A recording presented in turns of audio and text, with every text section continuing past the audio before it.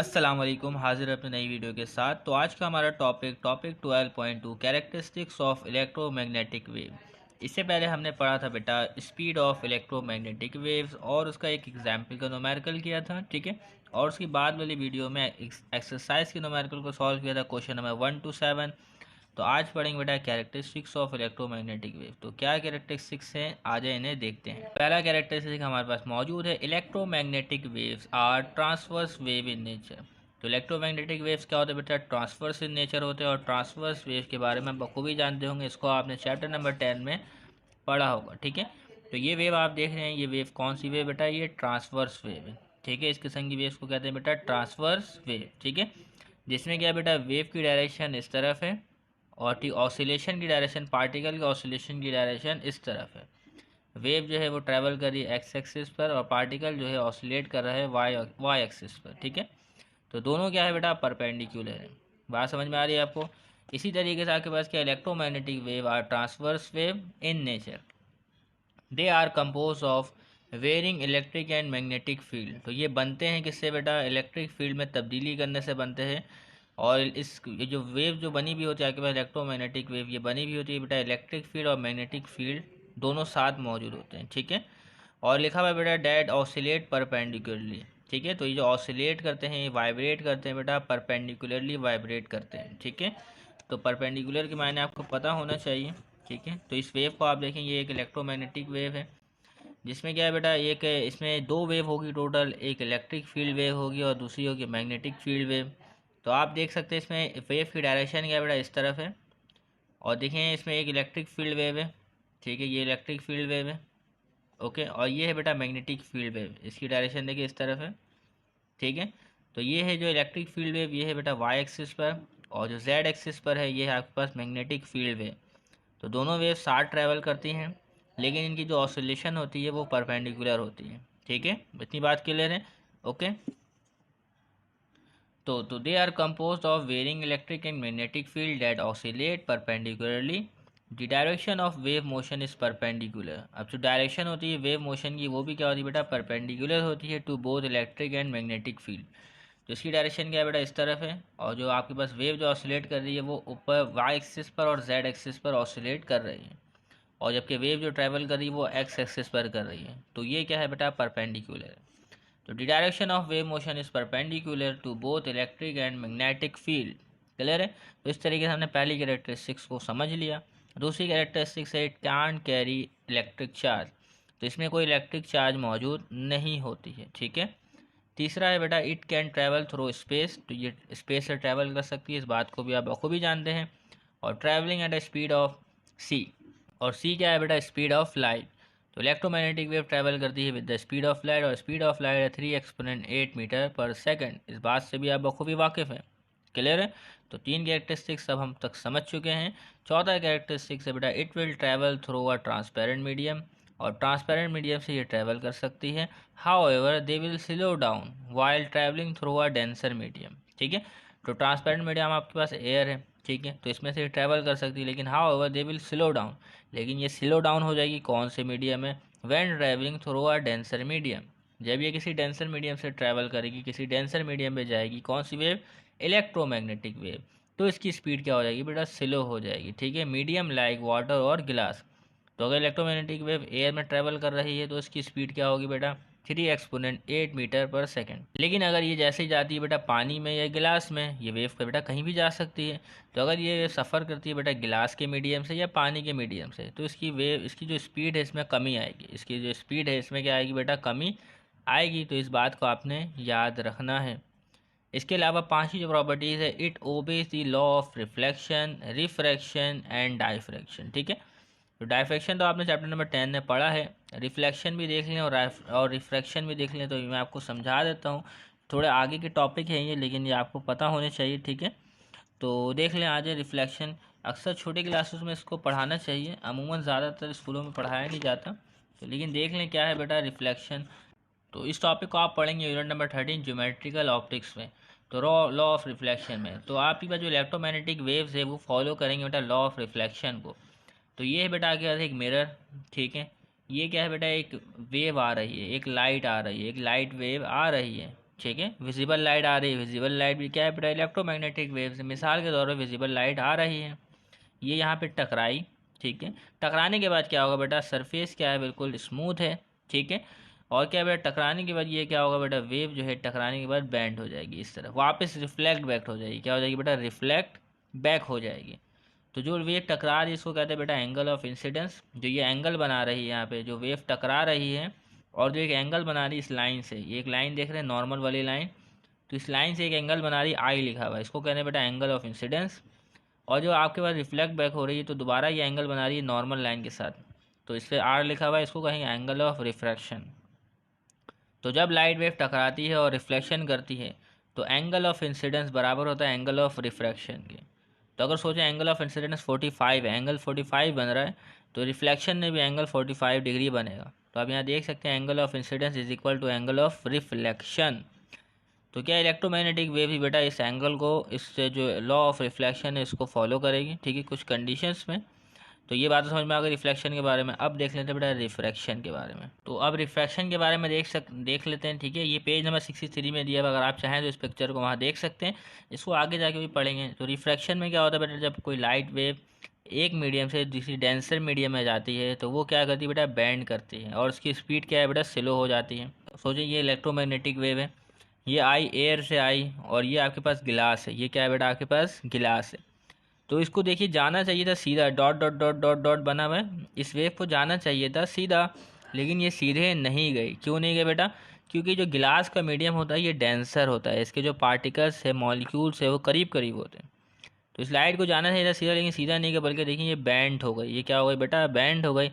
तो यहाँ जो फिनोमेना हुआ है वो किसका हुआ है बेटा, आपके पास रिफ्रैक्शन का फिनोमेना हुआ है। किसका बेटा, रिफ्रैक्शन का फिनोमेना, ठीक है। इसमें और भी बहुत सारी बातें, लेकिन वो हम डिस्कस नहीं करें, जब टॉपिक आएगा तो डिस्कस करेंगे, ठीक है। मैंने थोड़ी सी बात आपको बता दी है, ठीक है। तो अब देख लेते हैं बेटा, तो it obeys the law of reflection refraction. अब अगला क्या बचिए बेटा, डाइफ्रैक्शन। तो डाइफ्रैक्शन के लिए चलते हैं पीछे। तो इस डाइफ्रैक्शन को भी हमने पढ़ा है चैप्टर नंबर 10 में, आपने देखा होगा, ठीक है।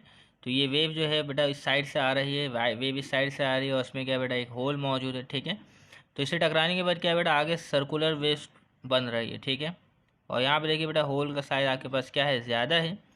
तो आपके पास ये देखें वेव जो है वो एक्चुअली सर्कुलर नहीं बन रही बल्कि प्लेन बन रही। तो यहाँ मैंने पूरी बात आपको समझाई दी, तो इस बात को ही पूरा डिस्कस नहीं करेंगे हम, क्योंकि पुराने कंसेप्ट आपको क्लियर होने चाहिए, ठीक है। तो इसी देखिए जो इलेक्ट्रोमैग्नेटिक वेव्स होगी आपके पास, वो भी क्या करेगी बेटा, कुछ प्रॉपर्टीज़ को शो करेगी, जैसे कि आपके पास मौजूद है it obeys the law of reflection refraction and diffraction. तो इट्स, अच्छा जब छठा पॉइंट हमारा मौजूद, छठा कैरेक्टरिस्टिक्स है वो क्या है, तो it's frequencies depend only on source. अब जो इलेक्ट्रोमैग्नेटिक वेव्स है इसकी जो फ्रिक्वेंसी है वो डिपेंड करती है सोर्स के ऊपर, ठीक है, that produces the wave. Thus frequency do not change when it travel from one medium to another. तो अगर जो इलेक्ट्रोमैग्नेटिक वेव है एक मीडियम से किसी दूसरे मीडियम पर जाती है तो उसकी फ्रिक्वेंसी तब्दील नहीं होगी, ठीक है, लेकिन उसकी वेवलेंथ और उसकी स्पीड में फ़र्क आएगा, ठीक है। फ्रिक्वेंसी तब्दील नहीं होगी लेकिन वेवलेंथ और स्पीड में फ़र्क आएगा। तो इस बात को आपने याद रखना है, ये इसकी खसूसियात हैं, ठीक है। तो आगे जाएंगे, आप अपना दिमाग खुद लगाएं, समझे बात को, आपको समझ में आने लगेगी, ठीक है। तो इस बात को आपने याद रख के रखना है, ठीक है। अब बढ़ते हैं आगे। तो अब देख लेते बेटा main component of electromagnetic radiation. तो electromagnetic spectrum has a wide range of frequency wavelength and energies. तो यहाँ पे जो बेटा रेंज इलेक्ट्रोमैग्नेटिक स्पेक्ट्रम की वो बहुत बड़ी है, इसमें हर किस्म की फ्रीक्वेंसीज, वेवलेंथ और एनर्जीज शामिल हैं। The spectrum covers the range of all electromagnetic radiation and consist of many सब रेंजेस। तो जो स्पेक्ट्रम है उसमें बहुत सारे इलेक्ट्रोमैग्नेटिक रेडिएशन जो है वो कवर होता है, उसके अंदर ही सब रेंजेस मौजूद हैं। तो ये बात अगर आपको समझ में नहीं आती तो इससे कोई मसला नहीं, ठीक है। आगे बढ़ते हैं। That are generally referred as component such as visible light और अल्ट्रा वायलेट लाइट। सोचे ना, ये इलेक्ट्रोमैग्नेटिक स्पेक्ट्रम है, तो इसके कंपोनेंट में क्या क्या शामिल है बेटा, माइक्रोवेव है, इंफ्रारेड है, अल्ट्रा वायलेट, एक्स रे। तो तमाम क्या बेटा कंपोनेंट्स है, अज्जा है इलेक्ट्रोमैग्नेटिक स्पेक्ट्रम के, ठीक है। तो there are no precise accepted boundary between this continuous portion. अब देखिए कहाँ से वेव खत्म हो रही है, कहाँ से, इधर हमने नंबर्स तो लिखे हैं कि यहाँ से ये बाउंड्री खत्म हो रही है, यहाँ से ये बाउंड्री खत्म हो रही है, लेकिन ये एग्जैक्ट नहीं है, ये एवरेज है। मुख्तलिफ किताब देखेंगे मुख्तलिफ बाउंड्री शो होगी, जैसे कि मैंने आपको बताया हो, क्या पता कि आपके पास जो विजिबल लाइट होती है, विजिबल लाइट, ठीक है, उसकी वेवलेंथ की रेंज क्या है, मैंने शायद आपको बताया हो 400 नैनोमीटर से लेकर 700 नैनोमीटर है, لیکن ڈفرینٹ بک میں دیکھیں گے آپ کو ڈفرینٹ ملے گی.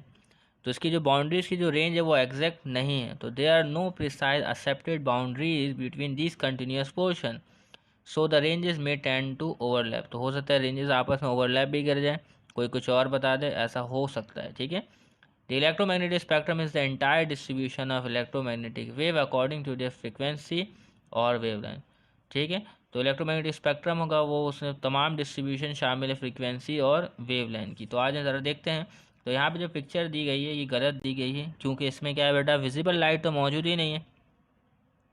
یعنی ویزیبل لائٹ یہاں تو موجود ایسا لگ رہا ہے مجھے, لیکن اوپر ویزیبل لائٹ لکھا نہیں گیا. ٹھیک ہے. تو یہ ویو غلط ہو سکتی ہے, لیکن میں یہ آپ کو بات سمجھا سکتا ہوں کہ اس میں بات کہا کیا جا رہا ہے. تو دیکھیے سب سے پہلے شروع کریں گے بیٹا لانگر ویو لینتھ سے. کہاں سے شروع کریں گے بیٹا, لانگر ویو لینتھ. اور جس ویو کی ویو لینتھ زیادہ ہوتی ہے اس کی انرجی کم ہوتی ہے, اس بات کو آپ نے یاد رکھنا ہے, باندھ کے رکھنا ہے. ٹھیک ہے. تو لیفٹ ہینڈ سائڈ سے شروع کرتے ہیں. دیکھیے بیٹا ویو لینتھ کیا ہوتا ہے, کرس سے کرس کا فاصلہ ویو لینتھ کہلاتا ہے. دیکھیے یہاں سے لے کے یہاں تک کا فاصلہ کیا کرے گا بیٹا, ویو لینتھ. ٹھیک ہے. تو دیکھیں بیٹا ویو لینتھ, یہ دیکھیں جو ویو موجود ہے, جو اتنی بڑی ویو لینتھ, اتنی بڑی ویو لینتھ ہے, یہ ریڈیو ویوز ہے. تو ریڈیو ویوز کی ویو لینتھ بہت زیادہ ہوتی ہے. ٹھیک ہے. اور ریڈیو ویوز کے بعد آتی ہے بیٹا مائکرو ویو. تو مائکرو ویو تک بڑھ رہے ہیں, دیکھیے ویو لینتھ میں کمی آ رہی ہے. ویو لینتھ میں کیا آ رہی ہے بیٹا, کمی آ رہی ہے.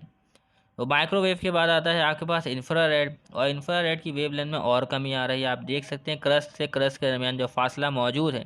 اور انفرا ریڈ کے بعد آتا ہے بیٹا ویزیبل ویو. تو ویزیبل ویوز کا تو یہاں نام ہی لکھا نہیں گیا, تو کوئی مسئلہ نہیں, آپ نے اس بات کو یاد رکھنا ہے, میں نے آپ کو اس سے پہلے بھی بتایا.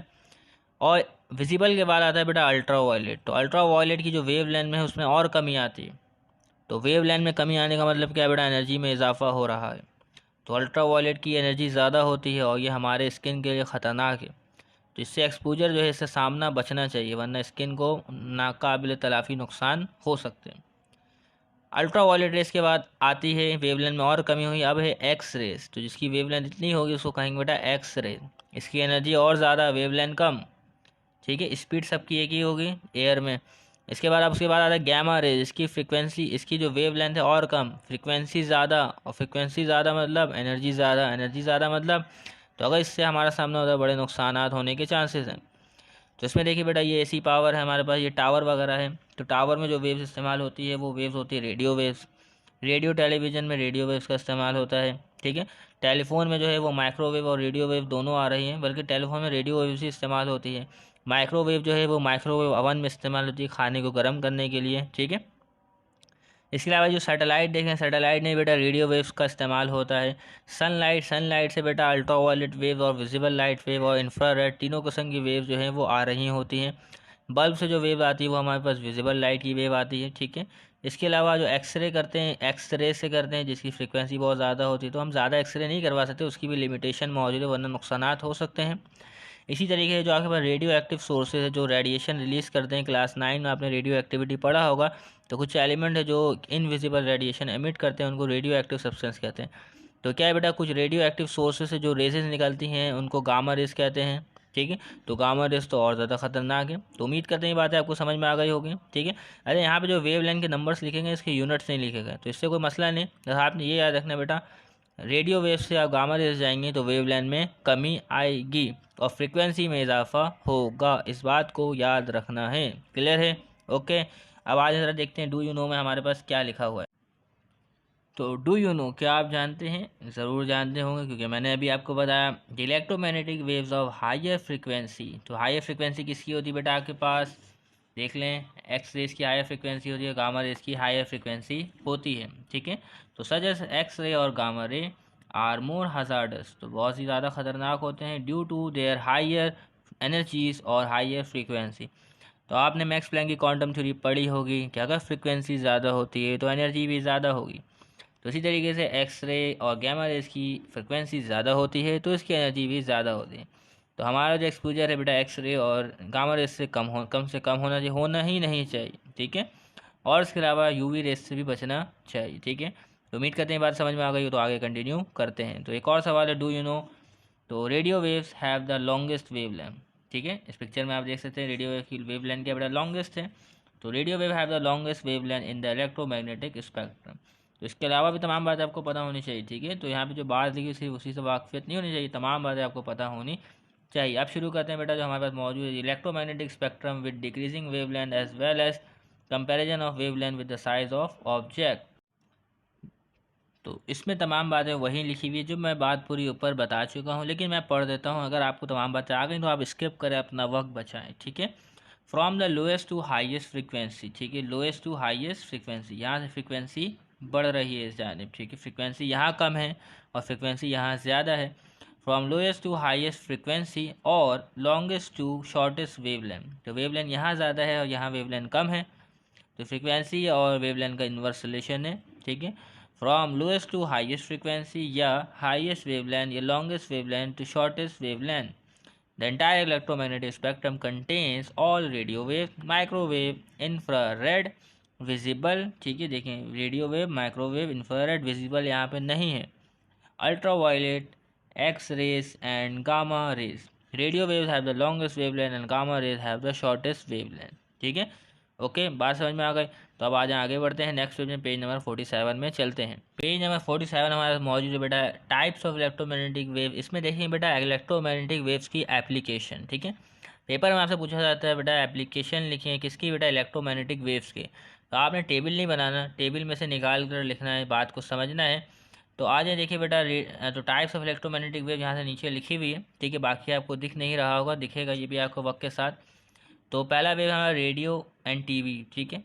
तो इसमें जो आपके पास ये जो वेव प्रोड्यूस होती है, कैसे प्रोड्यूस होती है, कहाँ सोर्स क्या है इसका, एक्सेलरेटिंग पॉइंट चार्जेस। तो क्या है बेटा इलेक्ट्रिक चार्जेस ऑसिलेट करती हैं तो उसकी वजह से रेडियो वेव प्रोड्यूस होती है, ठीक है। तो इसका एप्लीकेशन क्या है, इसके इस्तेमालात क्या है रेडियो वेव्स के, जो मैं आपको बता चुका हूँ। कम्युनिकेशन के लिए इस्तेमाल करते हैं, रिमोट कंट्रोल डिवाइसेस के लिए इस वेव का इस्तेमाल करते हैं, और मैग्नेटिक रेजोनेंस इमेजिंग के लिए इस्तेमाल करते हैं। तो ये एक मेडिकल प्रोसीजर है, एमआरआई, कभी आपने इसका नाम सुना होगा, ठीक है। तो इसको आने वाली वीडियो हम तफसील से पढ़ेंगे, मैंने देखा कि मुझे दिखा तो है, ठीक है। तो उम्मीद करते हैं बात आपको समझ में आएगी। तो कम्युनिकेशन के लिए बहुत बड़ा इस्तेमाल है रेडियो वेव्स का। दूसरी वेव हमारे माइक्रोवेव्स। इसमें क्या है बेटा, ये वेव का सोर्स क्या है, accelerating point charges and thermal agitation. तो एक पॉइंट चार्ज की एक्सेलरेशन की वजह से प्रोड्यूस होती है, और इसके बाद थर्मल एजिटेशन। तो कोई आइटम या मॉलिक्यूल है, ठीक है, उसमें हीट की वजह से ये वेव प्रोड्यूस होती है, ठीक है। और इसके अलावा इसकी एप्लीकेशन क्या है, कम्युनिकेशन के लिए इस्तेमाल करते हैं, माइक्रोवेव ओवन में इस्तेमाल करते हैं, रडार में इस्तेमाल होती है, रडार आपने पढ़ी होगी। इसके अलावा ये स्टेरिकेशन गलत लिखा हुआ है, इसके मायने होंगे बेटा स्टेरिलाइजेशन, सी की जगह आएगा जेड, ठीक है। तो स्टेरिलाइजेशन स्पेलिंग पूरी गलत है। तो स्टेरिलाइजेशन क्या होता है बेटा, इसमें हम कोई हमारे पास कोई ऑपरेटर्स है, उसको हमें साफ़ करना है, उसमें बैक्टीरियल जो मौजूद है, बैक्टीरिया वगैरह मौजूद है, उसकी क्लीनिंग करनी है। तो उसको हम क्या रखेंगे बेटा, अवन में रखेंगे, या कोई ऑपरेटर्स होगा उसमें रखेंगे, तो उससे क्या है बेटा स्टेरिलाइजेशन हो जाएगी, बैक्टीरिया जो है वो किल हो जाएगा, ठीक है। इसी तरीके से इंफ्रारेड है, इंफ्रारेड, तो इंफ्रारेड को देख लो, ये भी जो प्रोड्यूस होती है इसका सोर्स है thermal agitation and electronic transition. तो हीट की वजह से ये वेव प्रोड्यूस होती है। और इसके अलावा इलेक्ट्रॉनिक ट्रांजिशन, इलेक्ट्रॉनिक ट्रांजिशन यानी कि इलेक्ट्रॉन जो है अपने कोई हायर ऑर्बिट से लोअर ऑर्बिट में आते हैं तो एक एनर्जी एमिट करते हैं, ठीक है। तो इलेक्ट्रॉनिक ट्रांजिशन की वजह से होगी, इलेक्ट्रॉन के एक शेल से दूसरे शेल में जंप मारने की वजह से ये वाली ट्रांजिशन होगी, और उसकी वजह से इंफ्रारेड रिलीज होगी। तो क्या बेटा इसका इस्तेमाल हीटिंग के लिए इस्तेमाल करते हैं, इंफ्रारेड को हीट थेरेपी और थर्मल इमेजिंग के लिए इस्तेमाल करते हैं। थर्मल इमेजिंग में हीट के ज़रिए से हम किसी चीज़ की इमेजिंग करेंगे, ठीक है। इसी तरीके से आगे बाद मौजूद बेटा विजिबल लाइट। तो विजिबल लाइट कैसे प्रोड्यूस होती है, थर्मल एजिटेशन, किसी एटम मॉलिक्यूल के गर्म होने की वजह से ये वेव प्रोड्यूस होती है।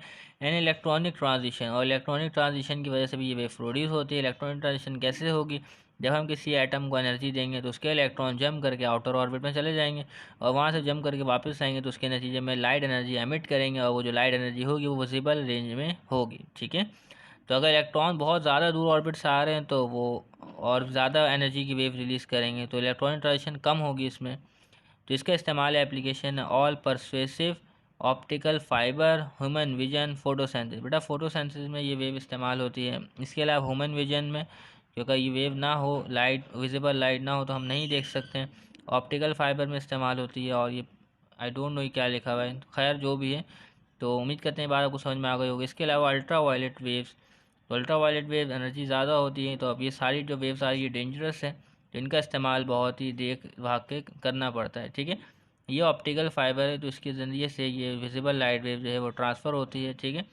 तो अल्ट्रा वायलेट को देखा बेटा thermal agitation, thermal agitation, electronic transition, تو یہ بھی ہیٹ کی وجہ سے پروڈیوس ہوتے ہیں اور الیکٹران کی ٹرانزیشن کی وجہ سے پروڈیوس ہوتے ہیں، جس کی اپلیکیشن بیٹا کینسر کنٹرول کرنے کے لیے، کینسر سیل کو ختم کرنے کے لیے، اسٹیریلائزیشن کرنے کے لیے، اور اس کے علاوہ سن بیڈ، اور اس کے علاوہ وائٹامن ڈی پروڈکشن۔ تو وائٹامن ڈی پروڈکشن جب یہ ویوز آپ کے اوپر پڑیں گی باڈی پہ، اسکن باڈی پہ، تو اس سے کیا ہے بیٹا پروڈکشن آف وائٹامن ڈی میں اضافہ ہوگا، لیکن پھر بھی آپ نے ایسا نہیں کرنا ہے، ٹھیک ہے، کیونکہ ویوز کی انرجی زیادہ ہے تو سیلز کو نقصان پہنچائیں گی، ٹھیک ہے۔ تو ایکس ریز میں دیکھ لیتے ہیں کیا ہے، تو ایکس ریز میں دیکھ لیتے ہیں کیا ہے بیٹا، تو ایکس ریز پروڈیوس ہوتی ہے بیٹا انر الیکٹرانک ٹرانزیشن کی وجہ سے اینڈ فاسٹ کولیجن کی وجہ سے، ٹھیک ہے۔ تو ٹرانزیشن ہوتی ہے الیکٹران کی انر ہوتی ہے، جو اندر والے آربٹ ہے وہاں سے ٹرانزیشن ہوتی ہے، اور کولیجن کے درمیان فاسٹ ہوتی ہے، ٹھیک ہے۔ تو یہ باتیں اتنی زیادہ سمجھ میں نہیں آئے گی، جو بات ہے اس کو سمجھ لیں۔ تو اس کو بھی استعمال کرتے ہیں بیٹا امیجنگ کرنے کے لیے، کینسر تھراپی کرنے کے لیے، میڈیکل ڈائگنوسس کرنے کا، اگر ہاتھ کی ہڈیاں جو ہے وہ بروک ہو جائیں، ٹوٹ جائیں، یا دانتوں میں کیوٹی وغیرہ لگ جائے، دانتیں خراب ہو جائیں، تو ہم اس کو امیجنگ کر کے دیکھتے ہیں کہ دانت ٹھیک ہے یا نہیں ہے، ہڈی کے کیا صورتحال ہے۔ تو امیجنگ کرنے کے لیے، کینسر تھراپی، میڈیکل ڈائگنوسس کرنے کے لیے ایکس ریز کا استعمال کرتے ہیں۔ اس کے علاوہ گیما ریز، گیما ریز کیسے پروڈیوس ہوتی ہے بیٹا، نیوکلیئر ڈیکے کی وجہ سے۔ تو کسی ایک ایٹم کا نیوکلیس جو ہے وہ بریک ڈاؤن ہوتا ہے، اور اس کی وجہ سے گیما ریز ریلیز ہوتی ہے، اور گیما ریز کا کوئی ماس اور چارج نہیں ہوتا۔ کلاس 9 میں آپ نے اس کو ریڈیو ایکٹیویٹی میں پڑھا ہوگا، تمام چیزیں ایک دوسرے کے ساتھ منسلک، کیمسٹری میں پڑھا ہوگا۔ تو نیوکلیئر جو گیما ریز اس کا استعمال ہے، نیوکلیئر میڈیسن کے طور پر اس کو استعمال کرتے ہیں، ریڈیوگرافی اینڈ کینسر تھراپی کے لیے اس کو استعمال کرتے ہیں، ٹھیک ہے۔ تو ریڈیوگرافی یعنی اس میں کیا بیٹا، اس میں بھی امیجنگ کا پروسیجر کرتے ہیں، اور نیوکلیئر میڈیسن کے طور پر اس کو استعمال کرتے ہیں۔ تو امید کرتے ہیں کہ آج کے اس ٹاپک میں آپ کو تمام باتیں کلیئر ہو گئی ہوں گی، ٹھیک ہے۔ تو آپ جو سیلف اسسمنٹ کوشچن ہے، سیلف اسسمنٹ کوشچن کرنا آپ کی ذمہ داری ہے، ٹھیک ہے، میں نے آپ کو پڑھا دیا، اس کو پڑھنے کے بعد آپ نے اس سوال کو خود ہی سالو کرنا ہے، ٹھیک ہے۔ تو کوئی مشکل کام نہیں ہے، تو آپ نے پڑھا ہے ٹاپک کو تو آپ اس کو دماغ لگائیں، ٹھیک ہے، اور پھر تمام باتیں آپ کو خود بخود کلیئر ہونے چلے جائیں گے، ٹھیک ہے۔ تو تب کے لیے اجازت دیجیے گا، چینل کو سبسکرائب کیجیے گا۔ اللہ حافظ۔